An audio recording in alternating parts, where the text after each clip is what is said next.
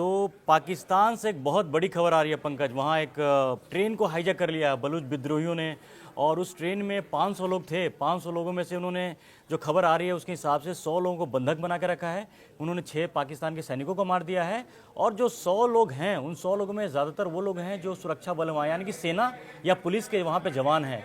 और इस तरह के ये ट्रेन बलूचिस्तान में ये बलूचिस्तान में हुआ है। ट्रेन पेशावर जा रही थी और इस तरह की घटना एक बहुत बड़ी खबर है जिसमें बहुत ज़्यादा भी इन्फॉर्मेशन नहीं आया है, जो मोटे तौर पे इन्फॉर्मेशन नहीं है।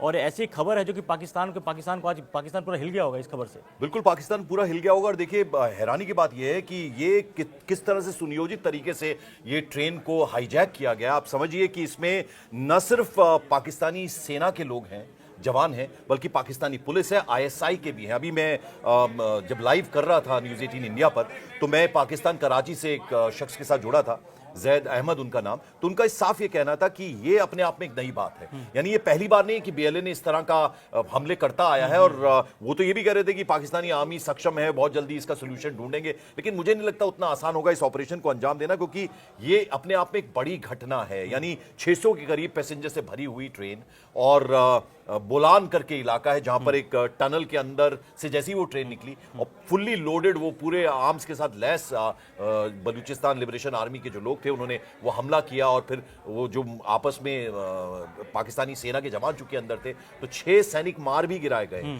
और लगातार धमकियों का सिलसिला जारी है। और अभी जो लेटेस्ट उनकी तरफ से धमकी दी गई है, वो कम्युनिकेशन मेथड क्या, उसमें कहा गया है कि हमारे कब्जे में 400 लोग अभी भी हैं। और अगर हमारी जो डिमांड्स हैं, हालांकि डिमांड्स का खुलासा नहीं हुआ है, तो अगर वो डिमांड्स नहीं मानी गई या कोई एक्शन हमारी तरफ, क्योंकि उन्होंने ये तक देखा कि उनके ऊपर आसमान में मंडरा रहे जेट्स हैं और हेलीकॉप्टर्स हैं, उन्हें हटाइए फौरन, वरना हम आपको अंजाम भुगतना होगा। तो यानी वो उन सबको मार देंगे, इस तरह की धमकी दी जा रही है। और जहां तक आपने डिमांड की बात की, डिमांड तो हमेशा ये होता है कि बलूचिस्तान को आजाद करो, लिबरेशन उनका तो टारगेट ही बस एक ही है।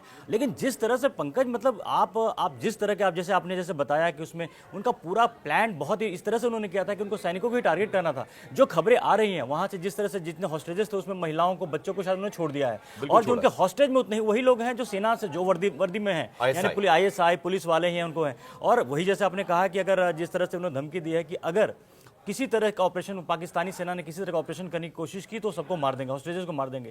तो ये मुझे लगता है कि इस घटना के बाद ये तो शुरुआत भर है। आगे क्या होगा और किस लेवल तक इसका ये चीज़ आएगा, ये अभी कहना बड़ा मुश्किल है। लेकिन जिस तरह की चीज़ें दिख रही है, बड़ी खतरनाक मतलब स्थिति है भी ये। बिल्कुल बहुत खतरनाक स्थिति। और अब थोड़ा सा अपडेट हम अपने दर्शकों को दे दें कि जो ट्रेन है जिसका नाम जाफर एक्सप्रेस है, ये क्वेटा से पेशावर जा रही थी, और पहले कुनरी और फिर गदालार के बीच में जो जबरदस्त फायरिंग हुई है, टनल नंबर 8 कोई है, टनल नंबर 8 वहां किया गया। और फिर अभी पाकिस्तानी सेना की तरफ से इमरजेंसी उस पूरे इलाके में घोषित कर दी गई, ऐसी भी खबर आ रही है। 9 कोचेस थे और 600 के करीब यात्री थे, और हथियारबंद लोगों ने, जैसा आप टनल नंबर 8 बता रहे हैं, वहां रोका। और सरकार जो है लगातार वो पैसेंजर से संपर्क करेगी, क्योंकि आजकल सबके पास फोन है और मोबाइल्स हैं। अब पता नहीं उनकी स्ट्रैटेजी क्या है, लेकिन जैसा कि हम लगातार चर्चा कर रहे हैं, it's a very pre planned thing. Ramzan का मौका है, रोजे रखे हुए लोग हैं, उन महिलाओं को, बच्चों को छोड़ा है, तो उन्होंने टारगेट पे जिन लोगों को रखा है, वो उनको मालूम है कि उनका, वो कहते हैं ना, दुखती रग दबाई है। तो पाकिस्तानी आर्मी, पाकिस्तानी पुलिस के जवान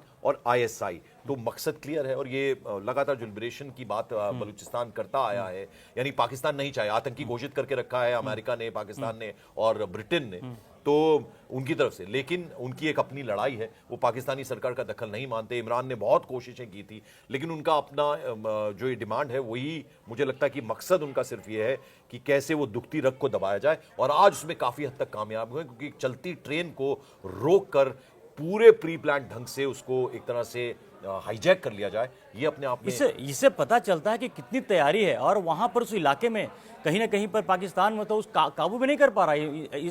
अभी कुछ दिन पहले, हमेशा अक्सर मतलब हर 2 दिन पर, हर 4 दिन पर वहां से खबरें आती हैं कि सेना पे अटैक करते हैं, कहीं यहाँ मार दिया, वहां मार दिया। लेकिन जो ये वारदात है, जो ये घटना का अंजाम इन्होंने दिया है, एक बात तो बहुत क्लियर है कि मरेंगे और मार देंगे वाली बात। उन्हें पता है कि आपने एक तरह से पंगा पूरे पाकिस्तान की सेना से ले लिया यहाँ पर अपने ट्रेन को हाईजैक करके। और जिस तरह से उनके कब्जे में 100 या उससे थोड़ा ज़्यादा अगर सुरक्षा सुरक्षा बल के लोग हैं, तो क्लियर उनका तो इंटेंशन बहुत क्लियर है कि अगर आपने कुछ किया तो मार देंगे। इसका मतलब ये है, मकसद साफ है कि ये जो 6 को उन्होंने मारकर एक तरह से धमकी दे, एक सिग्नल दिया है, और आगे चलकर अगर उनकी अगर बातें नहीं मानी गई और आगे जिस तरह से इस मसले को अगर सुलझाया नहीं गया तो ये काफी कैजुअलिटी बहुत बड़ी होगी। And they are not terrorist because देखिए उन्होंने जो ह्यूमन साइड है उनका वो दिखाया है, उन्होंने महिलाओं और बच्चों को छोड़ा है रोजे से जो है। और आपको बता दें ये जो बंधक बनाए गए होस्टेज हैं इसमें पाकिस्तानी सेना है, पुलिस है, एंटी टेररिज्म फोर्स है ATF और इंटर सर्विस इंटेलिजेंस यानी ISI और के एजेंट्स शामिल हैं जो पंजाब जा रहे थे। और अगर किसी भी तरह का सैन्य हस्तक्षेप हुआ यानी आर्मी अगर इंटरवीन करती है,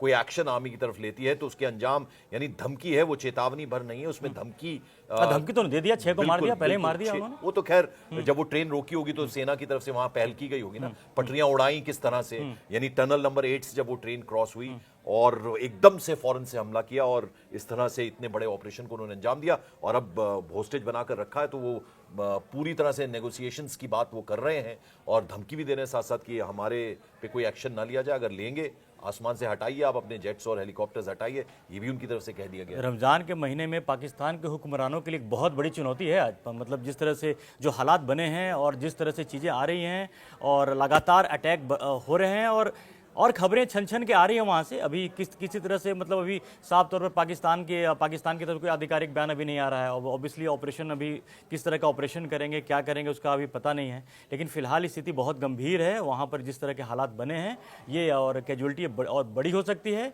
और मुझे नहीं लगता कि पाकिस्तान के सामने तो ऐसी स्थिति तो है नहीं कि वो बलूचिस्तान को आज़ाद फ्री कर देंगे। इसका मतलब कोई एक्शन लिया जाएगा, और जब एक्शन लिया जाएगा तो बाकी जो उनके पास हॉस्टेजेज हैं, और देखिए अब विश्वास करना होगा, हम जिन शख्स के साथ मैं कराची से जुड़ा हुआ था, अभी वो कराची से मेरे साथ थे जब मैं बुलेटिन कर रहा था लाइव चैनल पर अपने, तो उनका साफ ये कहना था कि पाकिस्तान आर्मी के लिए कोई नई बात नहीं, यानी हमले बलूचिस्तान की तरफ से होते रहे हैं और ये इनके हमलों को रोक पाने में पूरी तरह से आर्मी सक्षम है। लेकिन ये अपने आप में एक नई तरह की चीज़ है, यानी पूरी की पूरी ट्रेन को ही हाईजैक कर लेना। आपको BLA के बारे में थोड़ी सी इंफॉर्मेशन अपने दर्शकों को दे दें कि ये बलूचिस्तान लिबरेशन आर्मी, इसका गठन जो है 1970 के दशक में हुआ था और पाकिस्तान, ब्रिटेन और अमेरिका, जैसा हमने आपको बताया कि वो इसे टेररिस्ट इन्हें घोषित करके रखा है। और बलूचिस्तान के जो नागरिक हैं 1947 से 1948 में ही पाकिस्तान का हिस्सा बनकर तभी से नहीं रहना चाहते थे। जब आज़ाद हुआ था दोनों मुल्क अलग अलग मुल्क बने थे और तभी से वो इकट्ठा नहीं रहना चाहते थे और लगातार वो मानते आए हैं कि पाकिस्तान जो है उन्हें दोयम दर्जे का नागरिक मानता है। और ये बात उन्हें बिल्कुल इत्तफाक हो इस बात से नहीं रखते, वो अपनी अलग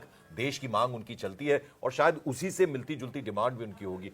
लेकिन अब देखना होगा कि कितने, अभी काफी घंटे बीत चुके हैं, लगातार पाक आर्मी जो है वो इन कोशिशों में स्ट्रैटेजी बना रही होगी, रणनीति बना रही होगी। पाकिस्तानी गवर्नमेंट के लिए भी जाहिर बात है कहने के टेंशन, तनाव का विषय तो है ही, क्योंकि अगर आपकी पूरी ट्रेन जो है, और उसमें खासतौर पर चूंकि आपका नर्म रवैया जो है अपने लोगों के लिए तो होगा ही, क्योंकि आपके आर्मी के जवान हैं, ISI के लोग और उन्होंने तो सुसाइड बॉम्बर की तरह है, तो उनके एक तरह से ठीक है, वो उन्होंने तो एक बार सोच लिया है कि हमें बलूचिस्तान को आज़ाद करवाना है, इसके लिए वो जान रहे या जान जाए जो भी है, उनकी तो कोई परवाह नहीं है। तो जिस तरह से हालात वहाँ पे बन रहे हैं और बाकी चीज़ें भी और डिटेल्स आएंगी, हम और डिटेल्स के साथ में आएंगे। लेकिन फिलहाल जो, और अभी नवंबर में भूलना नहीं चाहिए, नवंबर में ही क्वेटा स्टेशन पर ब्लास्ट हुआ था उन्होंने। हाँ बिल्कुल, 26 लोग मारे गए थे उसमें। और तो लगातार आर्मी पे अटैक उन्होंने किया, आर्मी को सीधे तौर पे चैलेंज कर रहे हैं वो, और उनको किसी पर, मुझे नहीं लगता किसी तरह का डर उनको है। तो कहीं ना कहीं ये लग रहा है कि बलूचिस्तान धीरे धीरे ही सही, लेकिन पाकिस्तान के हाथ से फिसलता जा रहा है, फिसल रहा है। और आप देखिए इतने अत्याधुनिक हथियार उनके पास हैं, जो कुछ विजुअल्स अलग अलग वेबसाइट्स पे निकल कर आ रहे हैं, उसमें हम देख रहे हैं